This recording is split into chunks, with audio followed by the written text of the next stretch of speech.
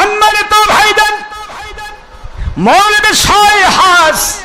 আজকের দিনের আলোচনা হজ সম্পর্কে। আমার আল্লাহর কোরআন বলেছেন, কোরআন শরীফে আল্লাহ পাক বলেন, দুনিয়ার মুসলমানেরা ঈমান এসেছে, নবীকে মেনেছো, আমাকে মেনেছো, আমার আসমানি কিতাব মেনেছো, সমস্ত কিছুকে মেনে নিয়া আমার আদেশ নিষেধ মানার জন্য এবার প্রস্তুত হয়ে যাও। যারা ঈমান আনলো, এবার ঈমান আনার পরেই তার উপরে আমার আদেশ নিষেধ মানা তাদের জন্য ফরজ হয়ে গেল। যা আমি কোরআন এবং সুন্নাহ দিয়ে আদেশ করেছি তা মেনে নেওয়া ফরজ, ছেড়ে দেওয়া মেনে নেওয়া ফরজ, ছেড়ে দেওয়া হারাম কবিরা গুনাহ। নামাজ, রোজা, হজ, যাকাত এগুলি মেনে নেওয়া ফরজ, ছেড়ে দেওয়া কি কবিরা গুনাহ। অস্বীকার করা বেঈমানি। আল্লাহ পাক কোরআন এবং সুন্নাহ দিয়ে যা কিছু নিষেধ করেছেন সেগুলি পরিত্যাগ করা ফরজ, আর সেগুলির মধ্যে ডুবে থাকা হারাম, আর হারামকে জায়েজ মনে করা বেঈমান। কথা ঠিক না ঠিক? যেমন সুদ, ঘুষ, জেনা, ব্যভিচার, চুরি, ডাকাতি, খুন খারাপি, নবী পাক সাল্লাল্লাহু আলাইহি ওয়াসাল্লামের দুশমনী, নবীকে আমাদের মতো বলা, বড় ভাইয়ের মতো বলা, মানুষ মাটির মানুষ বলা, আল্লাহর হাবিবের দাওয়াত জায়েজ, শবে বরাতকে নাজায়েজ বলা, বেদাত বলা, আল্লাহর হাবিবের উপর দরুদ সালাম, মিলাদ, কিয়াম জায়েজকে নাজায়েজ বলা, আল্লাহর হাবিব হুজুর পাক সাল্লাল্লাহু আলাইহি ওয়াসাল্লামকে নিয়ে যত রকমের আকীদা আছে, যেখানেই যারা উৎপাত করবে আমার আল্লাহর কোরআন ঘোষণা দিল তারা মুসলমান নয়, বেঈমান তারা। এই জন্য হিসাব করতে হবে ফরজ। আল্লাহ রাব্বুল আলামিন বুঝান, হজ তোমাদের জন্য ফরজ করা হলো। কিভাবে ফরজ হলো? কথাগুলি বলতে গেলে সময় লাগে, একটু দয়া করে শোনার চেষ্টা করুন। হজ আমাদের জন্য কি? আরো জোরে। যেটা আল্লাহর আদেশ সেটা কি? আল্লাহর আদেশ ফরজ। কি আদেশ দিয়েছেন আল্লাহ? কোরআন শরীফের সূরাতুল বাকারা দ্বিতীয় নম্বর সূরা, দ্বিতীয় নম্বর পারা, সূরাতুল বাকারা 196 এবং 197 নম্বর আয়াত শরীফ আমার আল্লাহ বললেন, দুনিয়ার মুসলমান আতিমুল হজ্জ ওয়াল উমরাতা লিল্লাহ,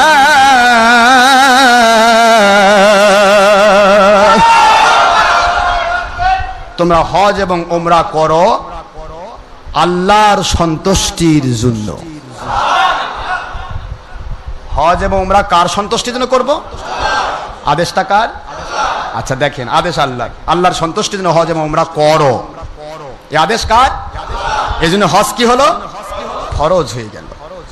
সাল্লু আলাইহি ওয়া সাল্লিমু তাসলিমা, আমার নবীর উপরে তোমরা দুরূদ আর সালাম পেশ করো আদবের সাথে, ওটাও তো আল্লাহরই আদেশ। ও হজ করার আদেশ মানবেন, তার মানে 10 হাজিতে 1 হাজি ফ্রি, তার সাথে ডাল ফ্রি, তার সাথে ভত্তা ফ্রি। প্রতি বৎসর হজে যাবেন আর একটা করে সোনার বিস্কুট সকলের পকেটে পকেটে দিবেন। এখন ইদানিং কিন্তু ভালো ব্যবসা, জমজমাট ব্যবসা। একটা মুআল্লিম যদি যায়, কিছু কিছু মুআল্লিম, সবাই বলবো না, কিছু কিছু মুআল্লিম এখন বের হয়েছে। এখন আমাকে এক হাজি বলতেছে, হুজুর আমি দেখি আসার সময় আমার বক্সার মধ্যে একটা সোনার বিস্কুট। আমি ফট করে, কিরে আমার বক্সার সোনার বিস্কুট কেন? মুআল্লিমের কাছে বললাম, হুজুর কি ব্যাপার? চুপ করে থাকেন, এটা পরে দেখা যাবে। যে কয়জন হাজি নিয়ে গেছে প্রত্যেকের বক্সা একটা করে সোনার বিস্কুট দিছে। এক বিস্কুট 10 ভরি। কয় ভরি? তাহলে 100 জনের কাছে গেল, 110কে 1000 ভরি সোনা সে পাচার করে নিয়ে আসলো হজের নাম করে। চিন্তা করছেন? একটু বুঝুন। হজকে ব্যবসা বানানো যাচ্ছে, হজের উপর ভিত্তি করে কোটি কোটি টাকার মালিক হওয়া যাচ্ছে। হজের উপর ভিত্তি করে সৌদি আরবিয়াতে ওয়াহাবি খারেজিদের যাবতীয় সারা বাংলা ছাড়া পৃথিবীর যত রকমের ধনকুবের টাকাওয়ালা তাদের যাকাতের টাকা কোটি কোটি টাকা নিয়ে বাড়িতে ফেরা যাচ্ছে। এই জন্য হজের ভিতরে হাজারো হারাম কাজ হোক না কেন, ওয়াহাবি খারেজির কোনো ফতোয়া নাই, কোনো ফতোয়া তারা দেবে না। জানে যেটা যদি দেয় তাহলে তোমাদের ব্যবসা বন্ধ হয়ে যাবে। দুনিয়ার সব টাকা যদি একত্রিত হয় আমার আল্লাহর সন্তুষ্টির কাছে, মশার ভাঙা ডানা যেটা ফু দিলে উড়ে যায়, এক বাতাসে লক্ষ কোটি মশা পড়ে থাকে আর ডানাগুলি ভেঙে উড়ে যায়। বুখারীর হাদিস, মশার ডানার সমানও নয় দুনিয়ার সব টাকা পয়সা। সুবহানাল্লাহ। এই মশার ভাঙ্গা ডানার জন্য তুমি নিজের ঈমান নষ্ট করছো, সত্য কথা বলা থেকে নিজেকে মাহরুম করছো, বোবা শয়তান সাজতেছো। আসাকিতুল হককে শয়তান আখরাস, সত্য গোপনকারী বোমা শয়তান। আর কাউলুল হক ইনদা সুলতানিন জায়ের, আফদালুল জিহাদ, সমস্ত বাতিল শক্তি, বাতিল প্রশাসন, বাতিল তাগুত, বাতিল শাসক, বাতিল যাবতীয় 72 ফিরকা সকলের বিরুদ্ধে কোরআন সুন্নাহ সম্মত সত্য কথা বলা উত্তম জিহাদ। জিহাদ বাদ দিয়া তুমি বোবা শয়তান সাজতেছ 10 টাকা কামায়ের লক্ষ্যে। এজন্য তাদের মুখ থেকে হজের ভিতরে যে হারাম কাজগুলো হয় সেগুলোর ব্যাপারে তারা গুনায় পড়েছে, তাদের মুখে লাগাম লাগিয়েছে, তারা কোনোদিন বলে না। বরং আমরা যখন ক্লিয়ার করে দিচ্ছি তখন তারা বলতেছে উনি হজ অস্বীকার করছে। নাউজুবিল্লাহ পড়বেন না? সোনার ভাইয়েরা রে, হজ অস্বীকার করে না। হজ ফরজ আইন, জীবনে একটিবার আপনাকে হজ করতেই হবে।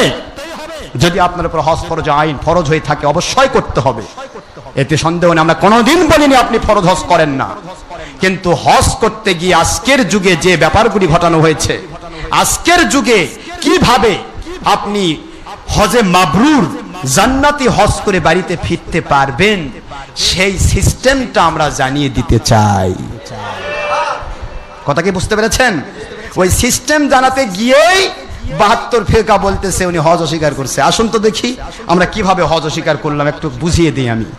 হজ অস্বীকার নয়, হজ ফরজ আইন। তবে হজটা হতে হবে আল্লাহর জন্য। কার জন্য? সোনার বিস্কুট চুরির জন্য না, মাল কামায়ের ধান্দা নয়, 10 হাজি 1 হাজি ফিরিয়ে এই উদ্দেশ্যে নয়।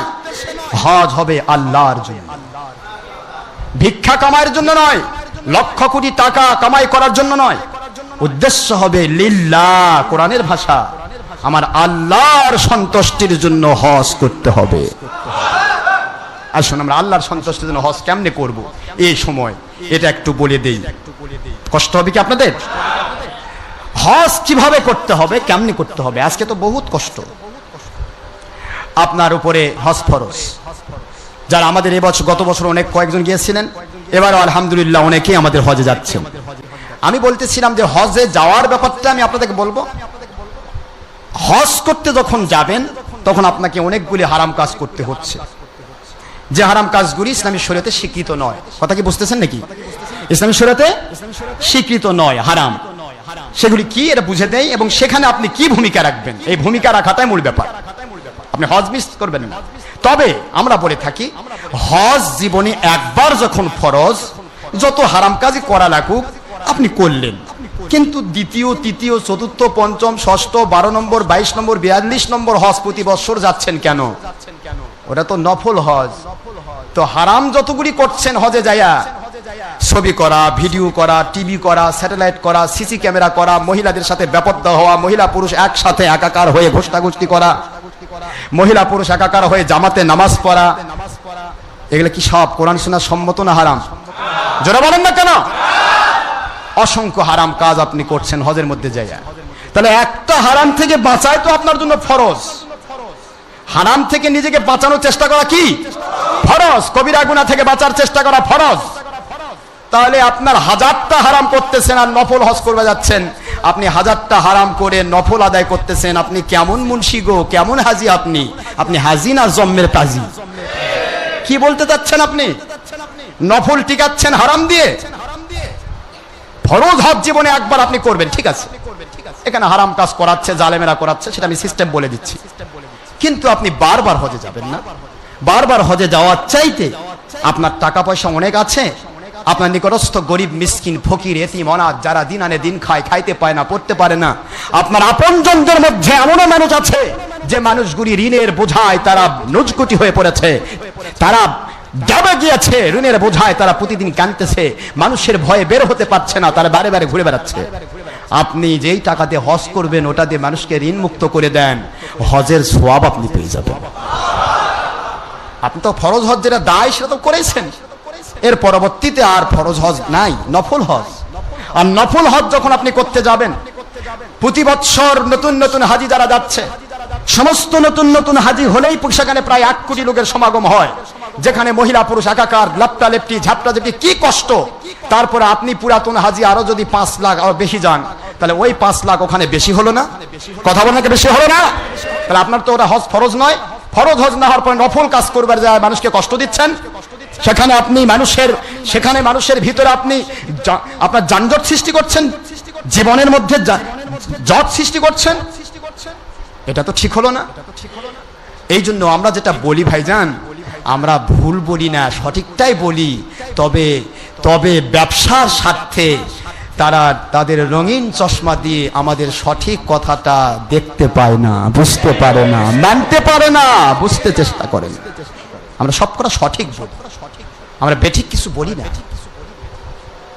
হজ আপনি করবেন, হজের ফরজ আল্লাহর কোরআন, কোরআন শরীফের সূরাতুল বাকারা 196 নম্বর আয়াত শরীফ আল্লাহ হজকে ফরজ করলেন। এবার আল্লাহ দ্বিতীয় নম্বর পরের আয়াতটা 197 খুলুন। আল হাজ্জু আশহুরুম মা'লুমাত ফামান ফারাদা ফীহিন্নাল হাজ্জ ফালা রাফাথা فلا رفث ولا فسوق ولا جدال في الحج। আল্লাহর কোরআন বলছে, আল্লাহ রাব্বুল আলামিন বলেন, দুনিয়ার মানুষেরা, মুসলমানেরা, হজ যাদের উপর আমি আল্লাহ ফরজ করে দিলাম, নামাজ রোজা হজ যাকাত ফরজ আইন, আর এই ফরজ হজ যখন তোমার উপরে এসে গেল, হজ যখন তুমি করবে, হজের নিয়ত যখন তুমি করবে, তখন অবশ্যই তুমি ফালা রফাসা, কোন রকমের কবিরা গুনার কাজ করতে পারবে না। আল্লাহু আকবার বলে। আমি কি বানানো কথা বলছি না কোরআন বলছি? ফালা রফাসা, খবরদার যে ব্যক্তির উপর হজ ফরজ হলো সে হারাম কাজ করতে পারবে না। আর রফাসের ভিতরে তাফসিরে মানি ও তানজিল, তাফসিরে মাদারিক ও তানজিল, তাফসিরে মার, তাফসিরে রুহুল মানি, তাফসিরে কুরতুবি, তাফসিরে খাজেন বাগবি, সকল তাফসির, তাফসিরে আব্দুল্লাহ ইবনে আব্বাস সহ সকল তাফসির একমত। রফাস শব্দটার ব্যাখ্যা অনেক, জেনাবা বিচার সহ অনেক রফাস শব্দের ব্যাখ্যা।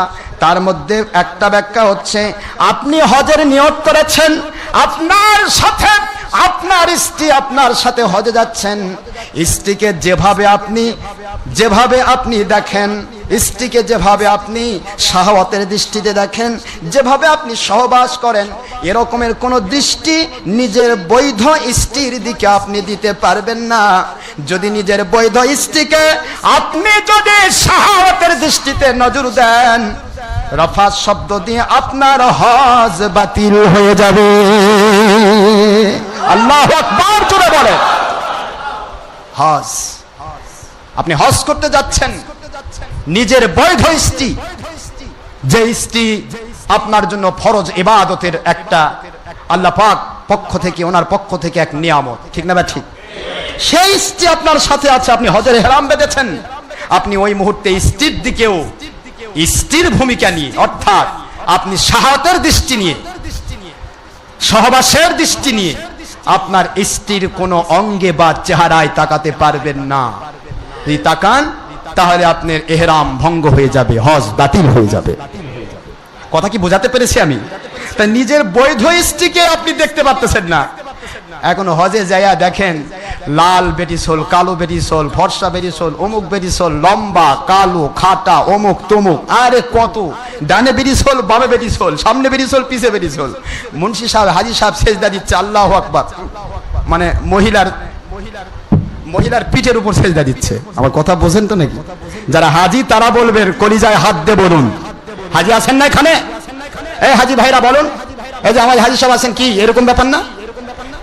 আপনি তাওয়াফ করছেন, মহিলা পুরুষ একাকার হয়ে তাওয়াফ হচ্ছে, আর সেই তাওয়াফের ভিতরে আল্লাহু আকবার ধ্বনি হয়ে আজান, নামাজের আজান হয়ে গেল। যেই মাত্র আজান, সেই মাত্র নামাজ শুরু হয়ে গেল। কে কোথায় দাঁড়াচ্ছে তার সামনে, মহিলা না পুরুষ কোনো ব্যাপার নেই, মহিলার পিঠের উপরে আপনি সেজদা দিচ্ছেন। সেজদা দেওয়ার জায়গাটুকু নাই সেখানে। আমার কথা কি বোঝেন নাকি আপনারা? আমি প্র্যাকটিক্যাল করেছি বলে বলছি, আমি তো হজ করেছি। যদি হজ আমি নিজে না করতাম, না হলে অন্ধ হতাম, তা তো না। হজ তো আমি নিজে করেছি। সোনার ভাইরা, তাহলে নিজের স্ত্রীর দিকে শাহাদাতের দৃষ্টিতে তাকালে তার হজ বাতিল হয়। আর বিভিন্ন ইন্টারন্যাশনাল বিভিন্ন দেশের মহিলা, তাদের সাথে ঘোষ্টাঘুষ্টি করলে হজ পাকা হয়। এ তো কথা বলেন না কেন? পাকা হয়। এখন কিছু কিছু হাজি এসে বলে, দূর ওগুলা কথা, ডক্টর আশরাফ সিদ্দিকীরা ভুল কথা বলে, আমাদের ওখানে গিয়ে মহিলা দেখে মনেই হয় না কিছু, এটা আল্লাহ প্রদত্ত নিয়ামত, মহিলা দেখলে মনেই হয় না কিছু। আমি বলি ভাইজান, তাহলে আপনি দলের স্বার্থে, অর্থের স্বার্থে ওই হজ যখন করতে যান, নিশ্চয় আপনি হিজড়া হয়ে গিয়েছেন, আপনি নপুংসক হয়েছেন, আপনার কিছুই নাই। আমার নবী পাক সাল্লাল্লাহু আলাইহি ওয়াসাল্লাম ও সাহাবায়ে কেরাম রাদিয়াল্লাহু আনহুম, ওনাদের চাইতেও আপনি বেশি আল্লাহওয়ালা, তাই না? কি বোঝাতে চান? আল্লাহর হাবিবের সামনে একজন সাহাবী আসলেন, নবীজি পাক সাল্লাল্লাহু আলাইহি ওয়াসাল্লাম কোরআন শরীফের সূরাতুন নূর 30 এবং 31 নম্বর আয়াতের ব্যাখ্যা করছেন। খবরদার কোন পুরুষ মহিলার দিকে তাকাবে না, মহিলা পুরুষের দিকে তাকাবে না, হারাম। প্রথম দৃষ্টি মাফ করা হয়েছে, পরের দৃষ্টি হাই আছে লো করে দিতে হবে, লোং আছে ডিফার দিতে হবে। এই কথা বললেন আমার হাবিব। যদি এমন আমল করে তারা ফরজ ইবাদতের সওয়াব পাবে, আর যদি এখান থেকে যদি সে একটু এদিক সেদিক করতে চায়, বারবার তাকায়, জিনার গুনাহ হবে। এবং এটাকে জায়েজ মনে করে কোরআন শরীফের 18 নম্বর পারা 24 নম্বর সূরা, সূরাতুন নূর 30 এবং 31 নম্বর আয়াত অস্বীকার করার কারণে তারা বেঈমান হয়ে যাবে। আপনার সূরা নূরের 31 এবং 31 নম্বর আয়াতের একটা প্রশ্ন দিয়েছেন, এর মধ্যে উত্তরটা হয়ে গেল। কথা কি বুঝতেছেন আপনারা? আল্লাহর হাবিব আমার নবী পাক সাল্লাল্লাহু আলাইহি ওয়াসাল্লাম বুঝাচ্ছেন, প্রথম দৃষ্টি মাফ করা হয়েছে, ইন্না লাকা নাজরাতাল উলা, প্রথম দৃষ্টি তোমার জন্য মাফ, লাইসা লাকা আখিরা, পরবর্তী দৃষ্টি তোমার জন্য হারাম, জায়েজ নেই। পরের দৃষ্টি হবে শাহাওয়াত, পরের দৃষ্টি হবে তোমার নফসানিয়াত, পরের দৃষ্টি দেয়া শয়তান তোমাকে রং লাগিয়ে দিবে। একটা কালো পেতনি মহিলার দিকেও যদি তাকাও, শয়তান তোমার সুন্দর স্ত্রীর চাইতেও তাকে রং লাগায়া দিবে। নাউজুবিল্লাহ। এই জন্য বাহিরের মহিলার দিকে যারা বারবার তাকায়, ওরা তাদের সুন্দর স্ত্রীর কাছেও মজা পায় না, আরাম পায় না, কারণ শয়তান বৈধ পন্থা থেকে তাকে অবৈধের দিকে রং লাগিয়ে দিয়েছে। এই রং যতক্ষণ পর্যন্ত সে না ভাঙতে পারবে, ততক্ষণ পর্যন্ত পরকীয়া প্রেমে যারা আসক্ত, যে সময় 22 নম্বর মানুষ, তারা তার স্ত্রীকে ভালোবাসতে পারবে না। পরকীয়া প্রেমে যারা যে সমস্ত আসক্ত মহিলা, 22 নম্বর মহিলা পরপুরুষের দিকে আসক্ত, সেই মহিলা আদৌ পক্ষে তার স্বামীকে ভালোবাসা দিতে পারবে না। ভাইজান আমার, বোঝার চেষ্টা করবেন। আল্লাহর হাবিব হুজুর পাক সাল্লাল্লাহু আলাইহি ওয়াসাল্লাম বোঝাচ্ছেন, খবরদার দ্বিতীয়বার আবার নজর দিও না। প্রথম নজর মাফ করে দেওয়া হলো, কারণ একটা প্রথম নজর মাফ করা হলো কেন? দেখতে হবে মেয়েটা তোমার মা হতে পারে, মা যদি হয় সম্মান করে আদর করে তোমাকে তার জন্য ব্যবস্থা গ্রহণ করতে হবে। মেয়েটা হতে পারে তোমার বোন, মেয়েটা হতে পারে তোমার গায়ের মুহরিমের মধ্য থেকে যে কোনো খালা, ফুফি, যে কোনো ভাগ্নি, যে কোনো কেউ, তোমার যাদের সাথে বিয়ে হওয়া হারাম, এমন ধরনের যাদের সাথে দেখা করা জায়েজ, বিয়ে যাদের সাথে হওয়া হারাম তাদের সাথে দেখা করা জায়েজ, বিয়ে যাদের সাথে হওয়া জায়েজ তাদের সাথে দেখা করা হারাম। জোরে বলুন সুবহানাল্লাহ। আমার নবী পাক সাল্লাল্লাহু আলাইহি ওয়াসাল্লাম এই কথাটা বুঝিয়ে দেওয়ার জন্য দুনিয়ার মানুষকে বুঝিয়ে দেন। এই জন্য প্রথম নজরটা মাফ করা হলো। দেখতে হবে, না দেখলে তুমি তোমার মায়ের খেদমত করতে পারছো না। হঠাৎ করে তোমার মা বিপদে পড়েছে, তোমার সামনে এসেছে, পরনারী মনে করে যদি তুমি নিজেকে নত করে যাও, তোমার মায়ের সাথে দুর্ব্যবহার হয়ে গেল, মা হয়তো মন খারাপ করে বদদোয়া করতে পারে। এই জন্য ইসলাম কত সুন্দর, যদিও পরনারীর দিকে পরপুরুষ তাকাতে পারবে না, পরপুরুষের দিকে পরনারী তাকাতে পারবে না, কিন্তু আমার আল্লাহ পাক প্রথম দৃষ্টিটা মাফ করে দিলেন। হুজুর পাক সাল্লাল্লাহু আলাইহি ওয়াসাল্লাম এই কথাগুলি যখন বোঝাচ্ছিলেন, এই কথা বোঝানোর সময় বলছেন, কেন পরনারী পরপুরুষের দিকে তাকাবে না? কারণ শয়তান রং লাগায় দিয়া তাকে জেনা ব্যভিচার করাবে। জেনা ব্যভিচার প্রথম ঢুকে নজর দিয়া। কোন দিক দিয়া? আর কথা বল না, কোন দিক দিয়া? বুখারী শরীফের হাদিস, প্রথম জেনা হলো নজর। প্রথম জেনা কি? নজর দিয়ে জেনা ঢোকে, আর গুপ্তাঙ্গ দিয়ে তা বের হয়ে যায়। নাউজুবিল্লাহ পড়বেন না? নজর হলো প্রথম জেনা। নজর যদি বারবার দেয়, জেনার গুনাহ হবে। শয়তান তার ভিতরে ঢুকবে, মহিলার ভিতরে ঢুকবে, বারবার ধোঁকা দিবে, এরপরে তার ব্রেন থেকে পরিচালনা করবে, জেনাবে বিচারের দিকে তাকে উদ্বুদ্ধ করবে। ব্রেন তখন সায় দেবে, সায় দেওয়ার পর আগাতে থাকবে। ব্রেনের গুনাহ হচ্ছে চিন্তা করা, হাত দিয়ে ধরা হাতের গুনাহ, পা দিয়ে যাওয়া পায়ের গুনাহ, আপনার শরীর সেটাকে সম্পাদন করা পুরা জেনার একটা রূপ। এই রূপের প্রথম টার্গেট হচ্ছে নজর। জোরে বলুন সুবহানাল্লাহ। আল্লাহর হাবিব হুজুর পাক সাল্লাল্লাহু আলাইহি ওয়াসাল্লাম এই জন্য নজরকে সব সময় সাবধান করতে বললেন। কিন্তু ইহুদি না ছাড়া সাদা কুত্তার জাতিরা, ওই সমস্ত বিরোধীর বেনিয়ারা, কোন নবী মুসলমানদের বিরোধী, নবীজির দুশমনেরা, তারা চিন্তা করলো সৌদি আরবিয়ার মতো সৌদ বিন আব্দুর রহমানের নামে জলদস্যু পরিবারের নেতার নামে যে দেশের নামকরণ হলো সৌদি আরবিয়া, জাজিরাতুল আরব ছিল বুখারীর হাদিস অনুসারে সৌদি আরবের নাম। জোরে বলেন সুবহানাল্লাহ। কিন্তু জলদস্যুর নামে নামকরণ করা হলো। ওই জলদস্যুর নামে নামকরণ করা যখন হয়েছে, তখন থেকে সেখানে ছবি জায়েজ করা হয়েছে, ভিডিও জায়েজ করা হয়েছে, টিভি জায়েজ করা হয়েছে, মহিলা পুরুষ একাকার করে হজের ব্যবস্থা করা হয়েছে। মুসলমান একটা বার চিন্তা করবেন না এই সমস্ত ব্যবস্থা মনে হয় নবীর যুগ থেকে এসেছে। খবরদার, খবরদার। আমার নবী পাক সাল্লাল্লাহু আলাইহি সাল্লাম ওনার সময়ের 1 নয় 2 নয়, প্রায় 1000 বছর, 1150 বছর পরে এদের উদ্ভব। এরা আসলো, ওরা প্রথমে টাকার ভিতরে ছবি দিল, ওরা প্রথমে জাজিরা টিভি চালু করলো, ওরা প্রথমে মহিলা পুরুষ জামাতে নামাজ পড়া চালু করলো, ওরা প্রথমে মহিলা পুরুষ একাকার করে ব্যাপকটা করে হজ করা চালু করলো। কারণ তারা বোঝাতে চাইলো, বুখারী শরীফের 2য় খণ্ড 828 পৃষ্ঠা, বাবু কিতাবুত তাজবির ছবির অধ্যায়, মুসলিম শরীফের 1ম খণ্ড 820 পৃষ্ঠা, বাবু কিতাবুত তাজবির ছবির অধ্যায়, প্রায় 353টি হাদিস দিয়ে প্রমাণিত, ইচ্ছা করে জোর করে জুলুম করে চাপিয়ে দেওয়া ছাড়া ইচ্ছা করে যারা ছবি মূর্তি গান বাজনার সাথে লেগে যাবে ওরা জাহান্নামী, ওরা জাহান্নামী।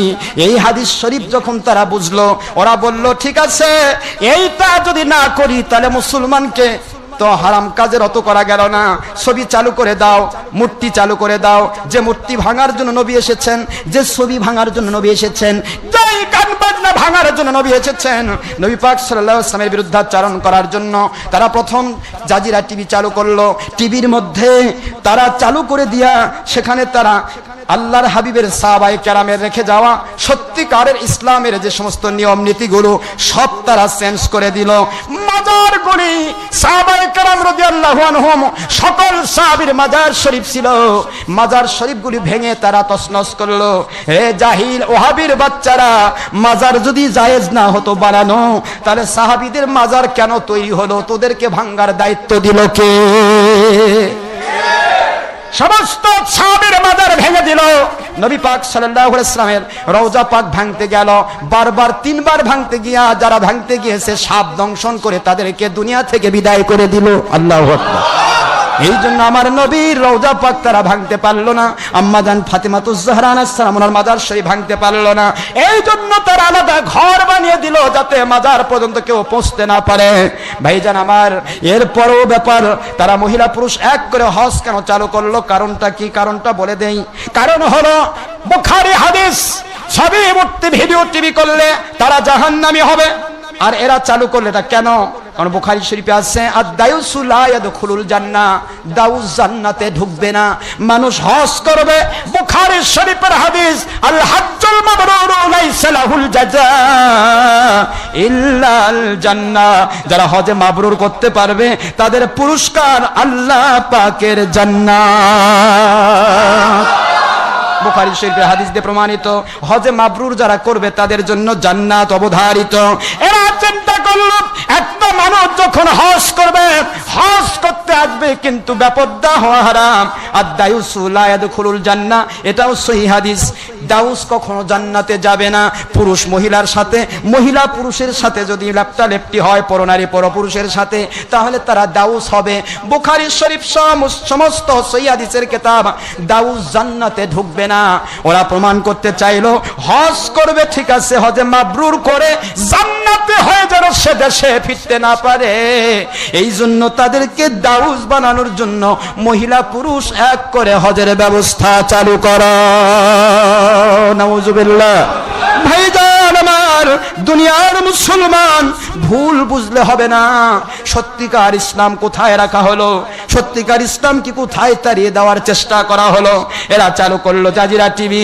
জাজিরা টিভি চালু করে তারা সারা পৃথিবীতে ইন্টারন্যাশনাল ভাবে সারা পৃথিবীতে জাজিরা টিভির নামে স্যাটেলাইটে তারা ডিশ অ্যান্টিনার মাধ্যমে সারা দুনিয়াতে যারা টিভি মার্কা মুন্সি, টিভি মার্কা মৌলবি, টিভি মার্কা 22 নম্বর মানুষেরা যারা ধর্মের নাম বলে, সঠিক ইসলাম মানে না, হারামকে জায়েজ বলে, জায়েজকে হারাম বলে, ওই মানুষগুলিকে ধ্বংস করার জন্য তারা চালু করলো এই টিভির মধ্যে পুরা হজের সিস্টেম দেখাও।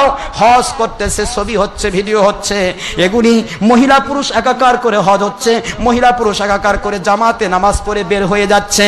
এগুলি তোমরা হজের ভিতরে করে এগুলি টিভির মাধ্যমে দেখায় দাও, সারা দুনিয়ার মানুষ দেখুক। সেখানে মহিলা পুরুষ একাকারে একসাথে জামাত হচ্ছে, ফরজ নামাজের পরে মুনাজাত করা হচ্ছে না, তারপরে অনেক রকমের ব্যাপার, সেখানে মিলাদ হচ্ছে না, কিয়াম হচ্ছে না, নবী পাক সাল্লাল্লাহু আলাইহি ওয়াসাল্লামের উপরে দরুদ সালাম হচ্ছে না।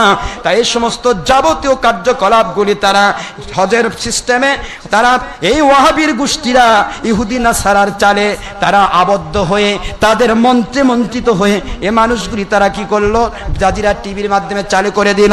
দেওয়ার উদ্দেশ্য একটা, সারা পৃথিবীর মধ্যে কিয়ামত পর্যন্ত হকের দিশারি আল্লাহর ওলিরা নাজিল হবেন, আর ওই আল্লাহর ওলিদেরকে কেউ চিনবে না। লক্ষ কোটি মানুষ টিভির মাধ্যমে ইসলাম নেওয়ার চেষ্টা করবে।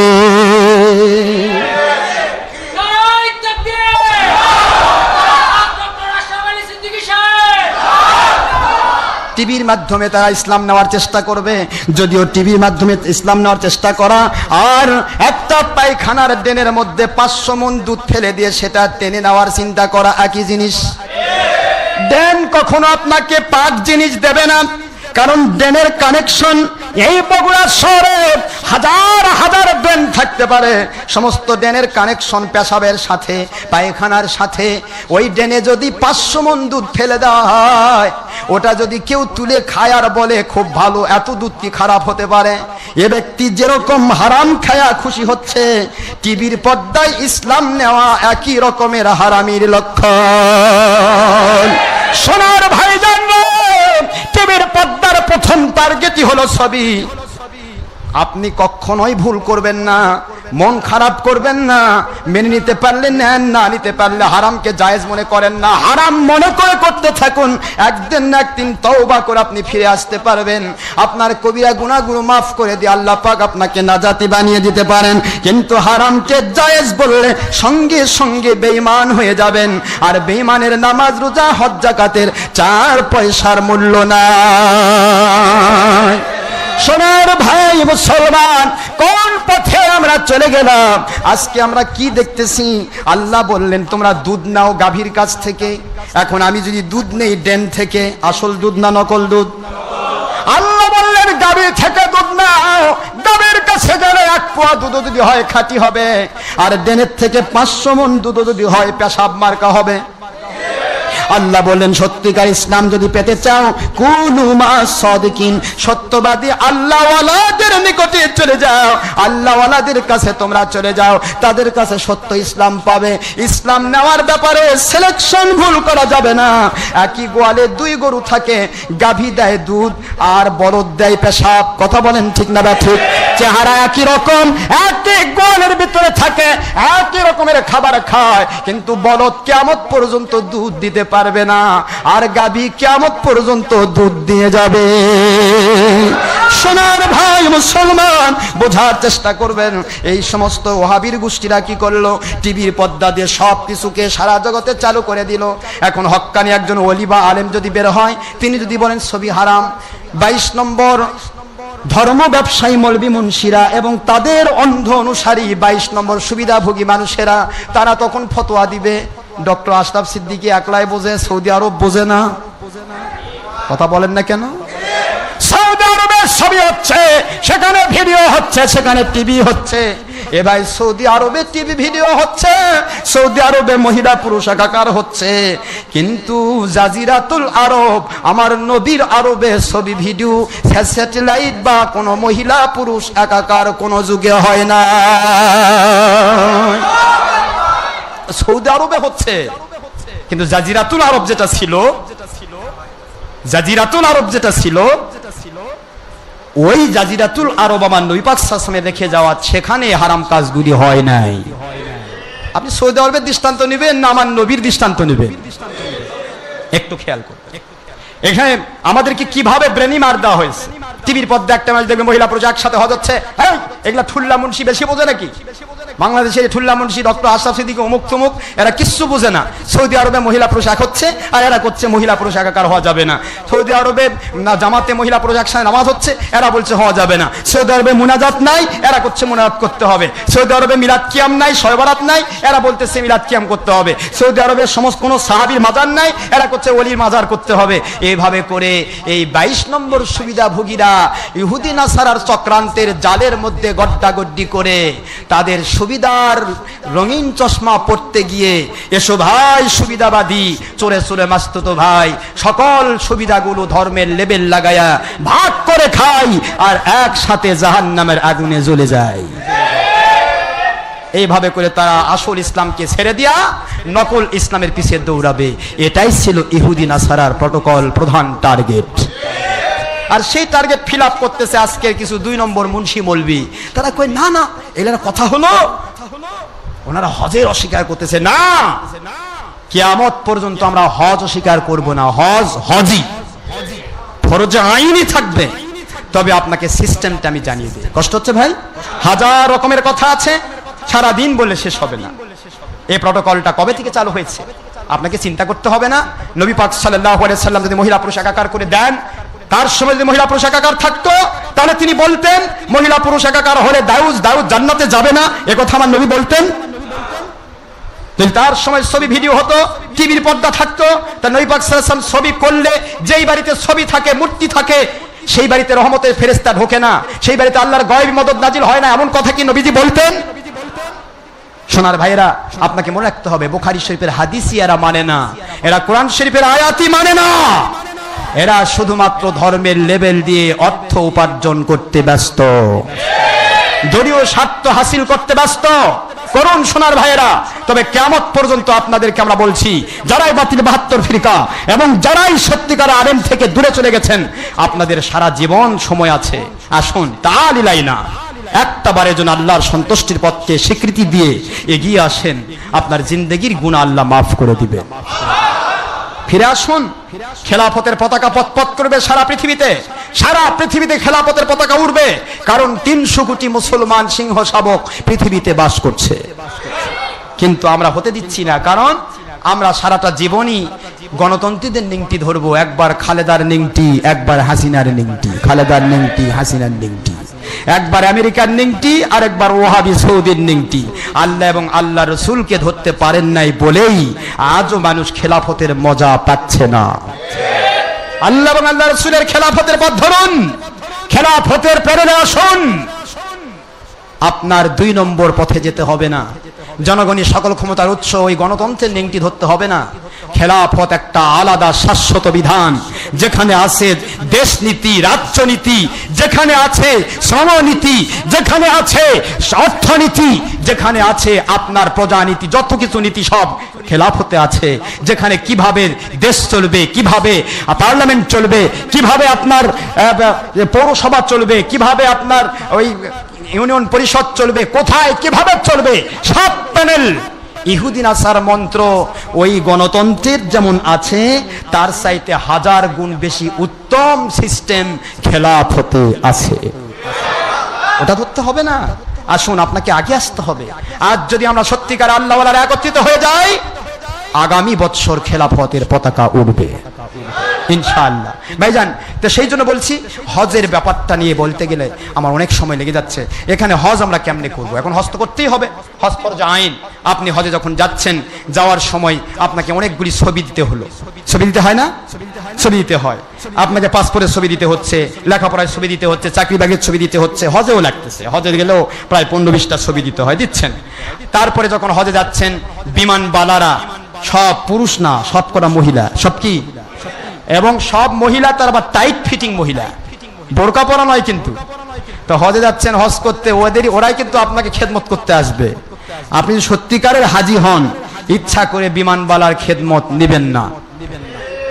আর যদি পাজি হাজি হন তাহলে বারবার বলবেন আমার ব্যাগটা তুলে দেন তো, আমার এটা তুলে দেন তো। তার মানে সব তুলে নেবেন, কারণ ওই টাইট ফিটিং সুন্দর মহিলা কাছে আসতে ভালোই লাগাচ্ছে শয়তান, কারণ শয়তান তো মজা লাগাবে। কথাগুলি বুঝে দিচ্ছি কিন্তু বোঝার জন্য। শয়তান কিন্তু আপনার ভিতরে রং লাগিয়ে দিবে। যা নিজের স্ত্রীর মধ্যে যে মজা পাননি তা একটা পরনারীর দিকে দেখে মজা পাচ্ছেন। নাউজুবিল্লাহ বলুন। এটাকে নিজের বিবেককে জিজ্ঞাসা করতে হবে। আর আমার বৈধ স্ত্রীকে আমি আল্লাহ পাক সব দিক থেকে আমাকে ফ্রি করে দিয়েছে, আমি পরনারীর দিকে তাকাবো কেন? এই কেন প্রশ্নের উত্তর আপনার বিবেককে দিয়ে আপনাকে স্টপ হতে হবে। তাহলে আপনি হবেন মুজাহিদ, জিহাদের সওয়াব পাবেন। সুবহানাল্লাহ। সুবিধা আছে সব জায়গায়। হজে যাচ্ছেন, বিমানবালার খেদমতে গেলে 6-6.5 ঘন্টা দুবার খাবার দিবে। এই দুইবার খাবারই পরিবেশন করবে বিমানবালারা। আমার কথা কি বুঝতেছেন না বুঝেন? আপনাদেরকে আমি বোঝার জন্য বলছি। হজ তো করতেই হবে, হজে যাচ্ছেন। এরপরে গিয়ে সেখানে যত হারাম কাজ দেখলেন, কোন জায়গাতে বলবেন না, মনে আকীদা নিবেন না এত মানুষ কি ভুল করছে, সৌদি আরব কি ভুল করছে, এ কথা মনে আকীদা নিবেন না। কারণ সৌদি আরব ভুল করতেই পারে। আমার নবী পাক সাল্লাল্লাহু আলাইহি সাল্লামের ইসলাম তারা রাখতেছে না, কারণ নবীর আওলাদেরা নয়, এরা ওহাবি ইহুদিদের নাসারাদের গোলাম। আমার নবীজির আওলাদ এবং সাহাবায়ে কেরামের আওলাদদেরকে দূরে সরে দেওয়া হয়েছে রাজতন্ত্রের মধ্য দিয়া।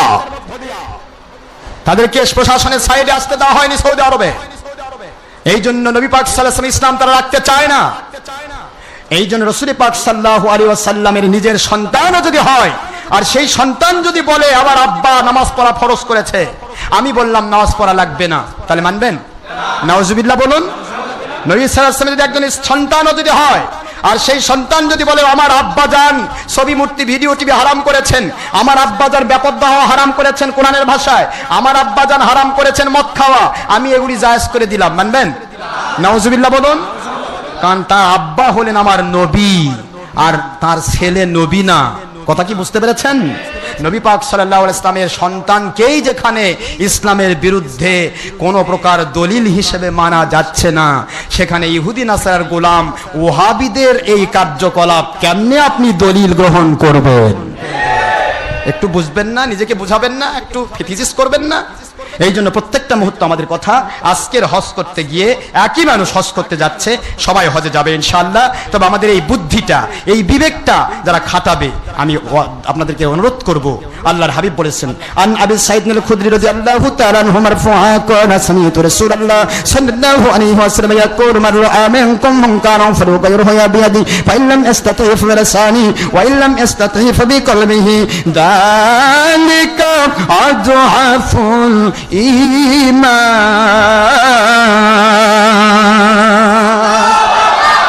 মুসলিম শরীফ সাহেব 40টিরও বেশি হাদিস শরীফের কিতাব। আমার নবী পাক সাল্লাল্লাহু আলাইহি ওয়াসাল্লাম বলেন, জুলুম করে দেশের সরকার অথবা বিদেশের সরকার, জাতীয় অথবা আন্তর্জাতিক পর্যায়ে যেখানেই তোমাকে জুলুম করে কোনো গুনার কাজ করানো হবে, অন্যায় বিচার যদি তোমরা দেখো, 3টি কন্ডিশন থাকতে হবে যদি মুমিন হিসেবে বাঁচতে চাও। কয়টা কন্ডিশন? 3টি কন্ডিশনে থাকতে হবে মুমিন হিসেবে বাঁচতে চাইলে। 1 নম্বর, অন্যায় বিচারকারীরা অন্যায় করাচ্ছে, ও আল্লাহ এই গুনাহ ছিল, এই সমস্ত গুনার কাজ আমার জন্য প্রযোজ্য ছিল না, কিন্তু জালিমরা আমাকে জুলুম করে চাপিয়ে দিয়েছে।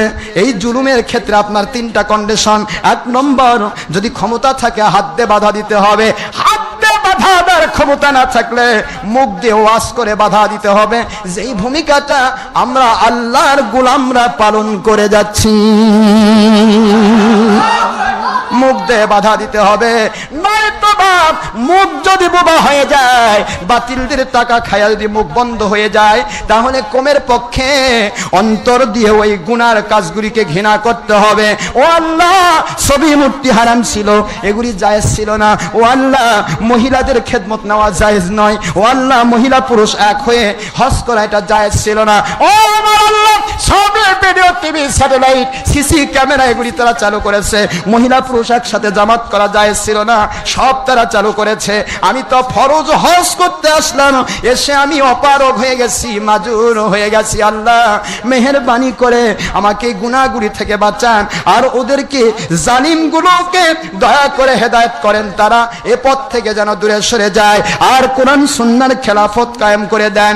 এই রকমের টার্গেট, মনের বাসনা, মনের ভিতরে যদি গুনার ঘৃণাগুলি তার ভিতরে না থাকে, আমার নবী বলেন তারা মুসলমান থাকবে না, তারা বেঈমান। কথা কি বোঝেন? যালিকা আদআফুল ঈমান, এটাই নিম্নমানের ঈমান, যে আপনি অন্তর দিয়ে জালেমের, জুলুমের, অন্যায়ের ঘৃণা করবেন। আমার কথা কি বুঝতে পেরেছেন? তাহলে এই ঘৃণাটুকু যদি আপনি করে আসতে পারেন, ঘৃণা করেছেন সমস্ত বাতিল হারাম কাজগুলোকে ঘৃণা করেছেন আল্লাহ এবং আল্লাহ রাসূলের স্বার্থে, আমার আল্লাহর কুদরত ঘোষণা দেয়, রে মুমিনেরা, মুসলমানেরা, মুত্তাকিরা, তোমরা অপারগ হয়ে যখন গুনার কাজ করেছো, ওরা জালেমরা চাপিয়ে দিয়েছে, অন্তরের ভাষা কেউ না বুঝলো রে, আমি আল্লাহ রব্বুল আলামিন তোমার অন্তরের ঘৃণার ভাষাটা বুঝে নিলাম। অন্তরে ঘৃণা করেছো, হারামকে স্বীকৃতি দাও নাই, জালেমদের জুলুমের ব্যাপারে আমার কাছে দোয়া করেছো, রে আমার বান্দা, যা যা যা, একজন মানুষকে পিছন থেকে খুন করে দিলে ওই মানুষটি যেমন খুনের দায় বহন করে না, যে খুন করে সে খুনের দায় বহন করে, যাকে মারা হয় সে শহীদের মর্যাদা পেয়ে যায়। এ আমার বান্দা, তোমার অন্তরে হারাম কাজগুলি, অন্যায় বিচারকারী জাতীয় এবং আন্তর্জাতিক, ন্যাশনাল এন্ড ইন্টারন্যাশনাল জালিমদের জুলুমের ঘৃণা করার কারণে আমি আল্লাহ তোমাকে মাজলুম বানিয়ে দিলাম। তুমি হজে মাবরুর করে জান্নাতি মানুষ হিসেবে বাড়িতে ফিরে যাও।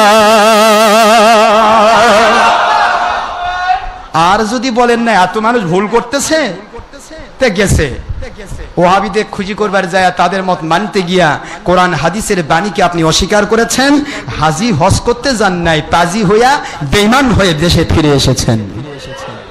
মনে রাখবেন, একই হজ আপনি যদি ঘৃণা করে, হারাম কাজগুলোকে ঘৃণা করে জীবনে একটিবার হজ করা ফরজ এই হিসেবে হজ করতে যান, আপনি হজে মাবরুর করে জান্নাতি হয়ে বাড়িতে ফিরতে পারবেন। আবার যদি বাতিলদের কাজগুলোকে স্বীকৃতি দেন, তাহলে আপনি জালিমের সাথে সম্পৃক্ত হয়ে বেঈমান হয়ে বাড়িতে ফিরে আসবেন। নাউজুবিল্লাহ। আসুন আল্লাহ পাক আমাদেরকে সত্যিকারে হজ করবার তৌফিক দিন। যারা হজে যাচ্ছেন, যেইগুলি বললাম মোটা